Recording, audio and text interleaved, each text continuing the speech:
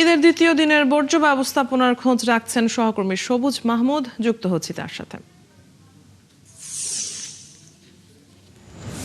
সবুজ, বর্জ্য অপসারণে সিটি কর্পোরেশনের বেঁধে দেয়া যে সময়, সেই সময়ে রাজধানী কি পরিষ্কার হলো কিনা, কি বলছেন সবাই?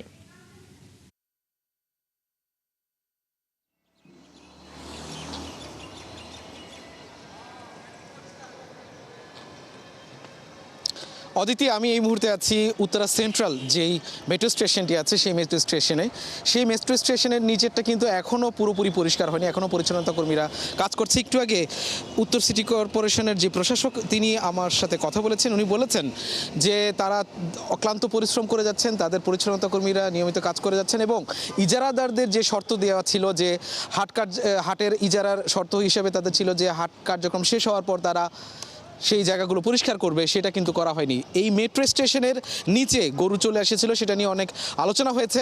এখন সেই মেট্রো স্টেশনের নিচের যে ঘাসগুলো ছিল, যে সৌন্দর্য বর্ধনের যে বিষয়গুলো ছিল, সেগুলো কিন্তু ব্যাহত হয়েছে।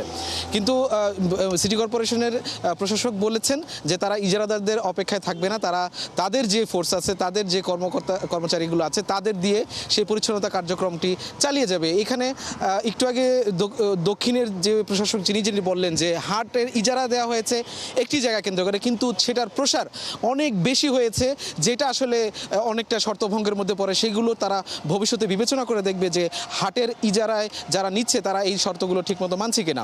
তো এমনটাই হয়েছে যে এই হাটের এই উত্তরার মেট্রো স্টেশনের পাশে যে হাটটা হয়েছিল সেগুলো ছিল ওই পশ্চিম দিকে, কিন্তু হাটের বিস্তারটা পুরো মেট্রো স্টেশন থেকে শুরু করে পুরো আশপাশের রাস্তায় বিস্তার করেছে, যার কারণে কিন্তু এই জায়গাগুলোতে বর্জ্যগুলো বেশি ছড়িয়ে ছিটে গিয়েছে এবং সেগুলোকে সামাল দিতে গিয়ে বা পরিষ্কার করতে গিয়ে সিটি কর্পোরেশনের যে পরিচ্ছন্নতা কর্মী আছে তারা খুব বেগ পেতে হচ্ছে। এই ছিল।